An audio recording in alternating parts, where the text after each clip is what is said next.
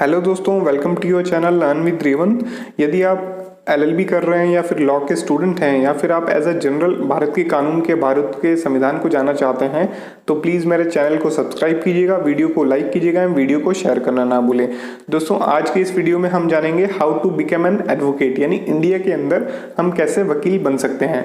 तो इसको मैंने 3 कैटेगरीज में डिवाइड किया है। पहले कैटेगरी में हम डिस्कस करेंगे फॉर क्लास 10th स्टूडेंट्स, जो आज क्लास 10th में हैं या क्लास 10th में आने वाले हैं, वो इसके लिए कैसे तैयारी कर सकते हैं या क्या प्रिपरेशन होगी, क्या प्लान होगा। सेकंड पॉइंट में हम डिस्कस करेंगे फॉर क्लास 12th स्टूडेंट्स, यानी जो स्टूडेंट्स ऑलरेडी 11th या 12th में हैं तो वो कैसे अपनी प्रिपरेशन कर सकते हैं या कैसे एलएलबी कर सकते हैं। और थर्ड एंड लास्ट में हम जानेंगे फॉर ग्रेजुएट्स, यानी जो आज ग्रेजुएशन कर रहे हैं, सेकेंड ईयर या थर्ड ईयर में, फाइनल ईयर में जो हैं ग्रेजुएशन करने वाले स्टूडेंट्स, वो यदि वकील बनना चाहते हैं तो उनके लिए क्या रास्ता रहेगा। तो जो पहला पॉइंट है फॉर क्लास 10th स्टूडेंट्स, उसमें हम जानेंगे सबसे पहले आपको कंसीडर करना है सब्जेक्ट इन क्लास 11th। जी दोस्तों, ये बड़ा इंपॉर्टेंट डिसीजन होता है किसी भी स्टूडेंट के लिए जब वो क्लास 10th पास करके क्लास 11th में जाता है कि उसे कौन सा सब्जेक्ट लेना है। तो जो मेरी राय है, पर्सनल जो मेरा सजेशन है वो है कि choose your subject according to your interest, यानी जिसमें आपका इंटरेस्ट है वो सब्जेक्ट आप चूज कीजिए। जैसे for example, if you are interested in history और सिविक्स देन आर्ट्स।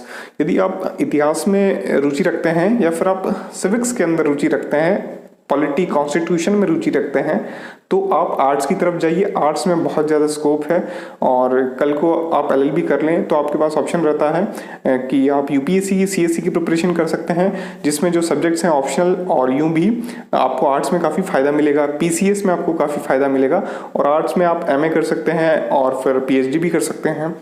उसके बाद में if you want to be a businessman और CS in future then commerce. यदि आप बिजनेसमैन बनना चाहते हैं, एमबीए करना चाहते हैं, या फिर आप सीए चार्टर्ड अकाउंटेंसी या सीएस कंपनी सेक्रेटरी या फिर सीएमए वगैरह करना चाहते हैं तो प्लीज़ आप कॉमर्स लीजिए। Commerce is a very good subject nowadays, तो आप कॉमर्स ले सकते हैं। And if you are interested in PCB और पीसीएम देन पिक इट। यदि आप पीसीबी यानी फिजिक्स केमिस्ट्री बायोलॉजी आपको पसंद है तो आप पीसीबी की तरफ चल जाइए, और फिजिक्स केमिस्ट्री मैथमेटिक्स आपको पसंद है तो पीसीएम लीजिए। यानी जिस सब्जेक्ट में आपका इंटरेस्ट है वो सब्जेक्ट आप लेने की कोशिश कीजिए। ऐसा ना सोचिए कि आर्ट्स में लॉ के लिए ज़्यादा स्कोप है तो हम आर्ट्स लें, या फिर कॉमर्स में लॉ के लिए ज़्यादा स्कोप है तो हम कॉमर्स लें। आगे हम जानेंगे after taking your favourite subject start, यानी जब आप अपना फेवरेट सब्जेक्ट है जिसमें भी आप अच्छे हों, जिसमें आपका मन लगता हो, जिसमें आप कंसंट्रेट कर सकते हैं, पढ़ सकते हैं, वो सब्जेक्ट लीजिए। उसके बाद में स्टार्ट कीजिए रीडिंग इंग्लिश न्यूज़पेपर। जी दोस्तों, मैं अभी भी सारे स्टूडेंट्स को बोलता हूँ जो एलएलबी कर रहे हैं या फिर जो 10th 11th में है कि आप इंग्लिश न्यूज़पेपर को रीड करना बहुत ज़रूरी होता है, क्योंकि उससे आपको बहुत सारी नेशनल और इंटरनेशनल न्यूज़ कवर करने को मिल जाती है।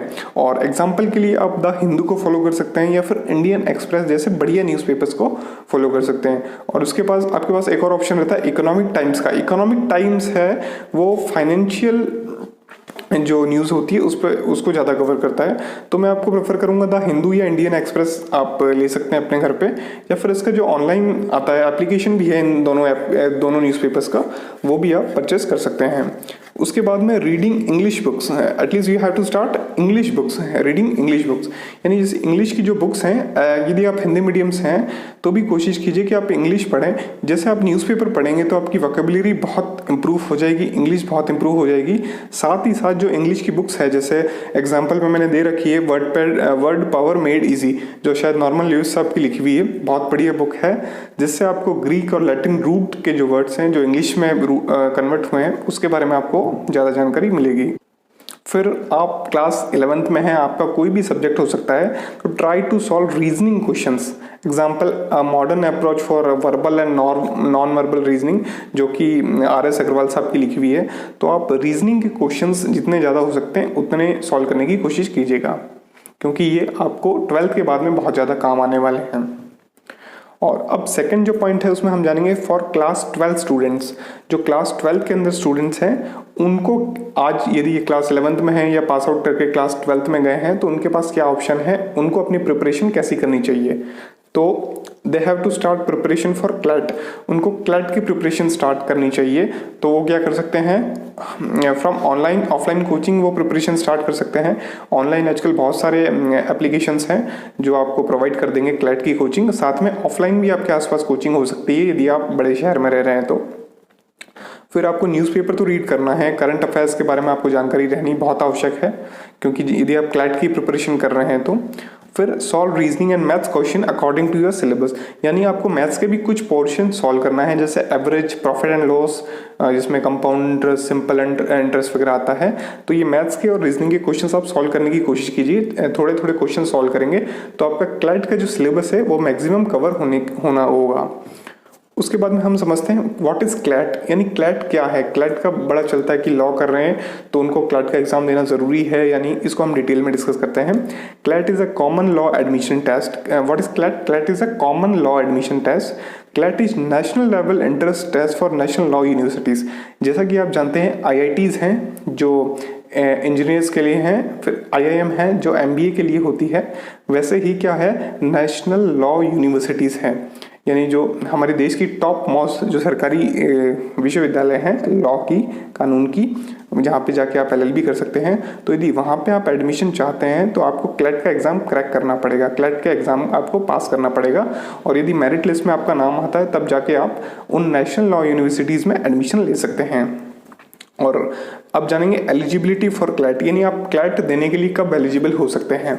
तो इसकी कंडीशन है 12th pass with 45% in any stream, और फॉर SC ST 40%। जी दोस्तों, आपकी 12th पास होनी चाहिए है, और वो भी 45% से, यदि आप जनरल कैटेगरी या OBC को बिलोंग करते हैं तो, और ST SC से आप यदि बिलोंग करते हैं तो 40% एटलीस्ट आपके मिनिमम स्कोर होना चाहिए। उसके बाद आप क्लैट के लिए एलिजिबल हैं। और there is a no upper age restrictions, जो सुप्रीम कोर्ट की जो गाइडलाइंस है उसके अकॉर्डिंग जो क्लैट की अपर एज है उस पर कोई वो नहीं है कि मतलब अपर एज के लिए कोई रेस्ट्रिक्शंस नहीं है, आपकी एज कितनी भी हो सकती है, आप क्लैट का एग्ज़ाम दे सकते हैं, लेकिन जो आपकी जो परसेंटेज वाला क्राइटेरिया है वो फुलफिल होना आवश्यक है।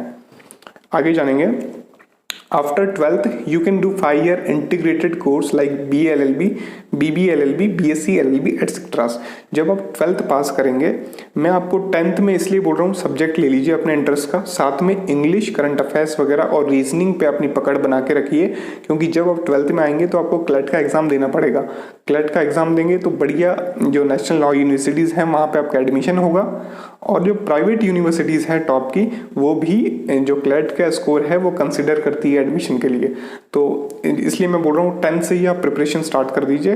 तो 12th जब आप परस्यू होंगे, 12th में आप एग्ज़ाम देंगे तो उस साल आप क्लैट का एग्ज़ाम दे सकते हैं, और उसी साल आपको मार्क्स भी अच्छे आएंगे यदि आप प्रिपरेशन 1-2 साल पहले से स्टार्ट कर रहे हैं तो।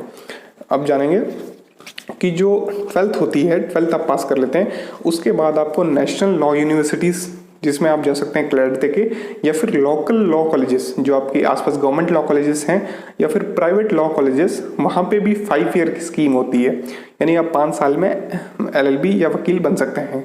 ये स्कीम क्या होती है, BLLB, BB LLB, BSc LLB, यानी 12th के नेक्स्ट ईयर, 12th करने के बाद आप 5 साल के अंदर अपना लॉ कंप्लीट कर सकते हैं। Apart from NLU, you can do 5-year integrated law course from private colleges and other government colleges। यानी ज़रूरी नहीं है कि NLU में ही 5 ईयर का लॉ का कोर्स होता है, हर लगभग सभी प्राइवेट यूनिवर्सिटी में और बहुत सारी सरकारी विश्वविद्यालय में भी 5 ईयर का लॉ इंटीग्रेटेड कोर्स कराया जाता है। और 12th के स्टूडेंट्स के लिए एक और सजेशन है, take admission in any local college for your UG, यानी यदि आप क्लैट की प्रिपरेशन कर रहे हैं, जैसे आपने 12th पास किया, आपने क्लैट की प्रिपरेशन स्टार्ट कर दी और क्लैट का आपने एग्ज़ाम दिया 12th पास करते ही, तो आप ट्राई कीजिए कि आपके आसपास जो भी लोकल कॉलेज है वहाँ पे जैसे कि आपकी स्ट्रीम है, जैसे आपने आर्ट्स लिया था 11th में, तो आप BA के लिए फॉर्म भरा दीजिए और एडमिशन लीजिए लोकल कॉलेज में। आप डिस्टेंस एजुकेशन से भी कर सकते हैं, BA BCom वगैरह, BSc वगैरह। तो मैं आपको प्रेफर करूँगा कि आपका टाइम वेस्ट ना हो, ये एटलीस्ट बैकअप प्लान आप लेके चलिए। इन फ्यूचर यदि आपका क्लैट में नहीं होता है तो आप अपनी 3 साल की ग्रेजुएशन टाइम पे कंप्लीट कर लें और फिर LLB के लिए एलिजिबल हो जाएं। थर्ड पॉइंट में हम जानेंगे for graduates, after completing your graduation apply in any law college for 3-year LLB course which is registered under BCI।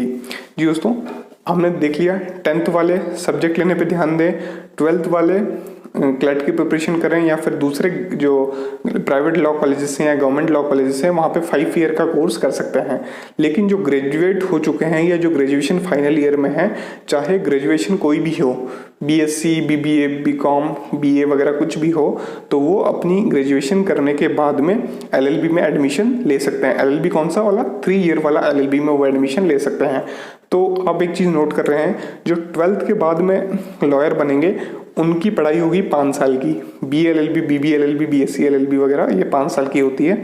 और जो ग्रेजुएट्स हैं उनकी जो होगी वो 3 साल का ग्रेजुएशन होगा, बीए, बीकॉम, बीएससी वगैरह, और 3 साल ही लगेंगे एलएलबी में, यानी उनके लगेंगे टोटल 6 साल। तो मैं आपको प्रेफर करता हूँ कि यदि आप 12th में हैं या फिर 11th में हैं तो प्लीज़ ट्राई कीजिए 5 ईयर एलएलबी करने की, 5 ईयर लॉ कोर्स इंटीग्रेटेड जो होता है वो करने की, जिससे आपका 1 साल बचेगा और आपको लॉ के बारे में बहुत ज़्यादा डीप नॉलेज होगी। और जो ग्रेजुएशन में हैं तो उनके लिए भी कोई वैसी बात नहीं है, वो अपना एलएलबी कर सकते हैं जो नॉर्मल 3 ईयर का होता है, और उसमें भी वो ध्यान देंगे, ज़्यादा कंसंट्रेट करेंगे तो उनको भी बहुत कुछ जानने को मिल सकता है। और मैं आपको एक चीज़ और बता देता हूँ कि इसी चैनल पे मैं आपको लॉ की जो फ्री लेक्चर्स हैं वो प्रोवाइड करूँगा। सारे एक्ट हम कवर करेंगे, including Indian penal code, Indian contract act and code of criminal procedure, CrPC, CPC और सारी मोटर व्हीकल एक्ट वगैरह सारे एक्ट हम इस चैनल पे आपको वीडियो डाल के दे देंगे, जिससे आप फ्री ऑफ कॉस्ट, यदि आप कहीं भी आपने एडमिशन ले रखा है और वहाँ पे यदि रेगुलर क्लासेस नहीं लगती या फिर आप रेगुलर क्लासेस नहीं ले रहे हैं, तो आपको सारा सिलेबस हम यहाँ पे कवर करवा देंगे।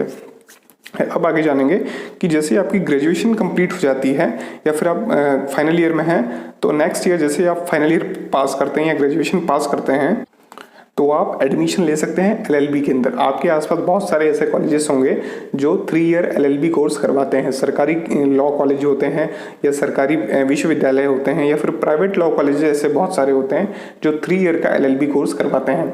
तो आप अपनी ग्रेजुएशन के बाद में एडमिशन ले सकते हैं। अब जानेंगे eligibility for 3 year LLB course under graduation with minimum 50% depends on college and universities. जी दोस्तों, आप अपनी अंडर ग्रेजुएशन डिग्री है उसमें एटलीस्ट आपको बीए, बीएससी में 50% आने अनिवार्य हैं। यदि 50% आपके आएंगे तभी आप एडमिशन ले सकते हैं। बाकी ये डिपेंड करता है आपकी लोकल यूनिवर्सिटी या लोकल कॉलेज में, आपके आसपास जो भी यूनिवर्सिटी या कॉलेज है वहाँ पे क्राइटेरिया क्या है, कितने % चाहिए। और नेक्स्ट पॉइंट है there is a no restriction on age limit, यानी आपकी एज कितनी भी है तो आपने ग्रेजुएशन बहुत साल पहले भी किया है तो आप एलएलबी कर सकते हैं, आज भी आप अपनी एलएलबी कर सकते हैं। तो अब जानेंगे how to become an advocate, यानी अब तो हमने जान लिया कि हम लॉ की डिग्री कैसे ले लेंगे और लॉ की डिग्री लेने का प्रोसेस क्या है। अब हम जानेंगे कि अब हम वकील कैसे होंगे, वकील कैसे बनेंगे या वकील एज अ एडवोकेट हम कब प्रैक्टिस कर सकते हैं।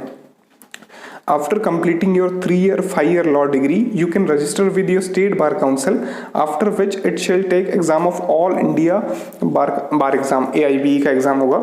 यानी जब भी आपकी 3 ईयर LLB या 5 ईयर LLB, 12th के बाद 5 ईयर होती है, ग्रेजुएशन के बाद 3 ईयर होती है, इन दोनों में से कोई भी डिग्री, ये दोनों डिग्री है उसमें आपको कोई फ़र्क नहीं है, कोई डिफरेंस नहीं है। So you don't need to worry about it कि यदि आपने 3 ईयर LLB कर रखा है तो कुछ डिफरेंट होगा या 5 ईयर कर रखा है तो उसके कोई स्पेशल एडवांटेजेस होंगे, ऐसा नहीं होता है। दोनों की जो मान्यता होती है या फिर जो बोल सकते हैं इंपॉर्टेंस होती है वो इक्वल होती है, तो इसमें कोई पार्शियलिटी नहीं होती है। तो यदि जैसे ही आप अपनी 3 ईयर या 5 ईयर लॉ डिग्री कंप्लीट करते हैं उसके बाद में आपको अपने स्टेट बार काउंसिल से रजिस्टर्ड करवाना पड़ता है। सो आई बिलोंग टू राजस्थान, तो राजस्थान के अंदर जो राजस्थान बार काउंसिल है वहाँ पे मुझे रजिस्टर्ड करवाना पड़ेगा। उसके बाद में ऑल इंडिया बार एग्जामिनेशन होगा, वो मुझे क्रैक करना पड़ेगा, फिर मैं एनरोल हो जाऊंगा as a advocate. After this process you will be enrolled as an advocate and you can start your own practice. जब आप एज अ एडवोकेट एनरोल हो जाएंगे बार काउंसिल के अंदर तब आपको लाइसेंस मिल जाएगा, आइडेंटिटी कार्ड मिल जाएगा, फिर आप अपनी प्रैक्टिस रिज्यूम कर सकते हैं या फिर अपनी प्रैक्टिस स्टार्ट कर सकते हैं। दोस्तों वीडियो अच्छा लगा तो प्लीज़ वीडियो को लाइक कीजिएगा, चैनल को सब्सक्राइब कीजिएगा, वीडियो को शेयर करना ना भूलें। Thank you.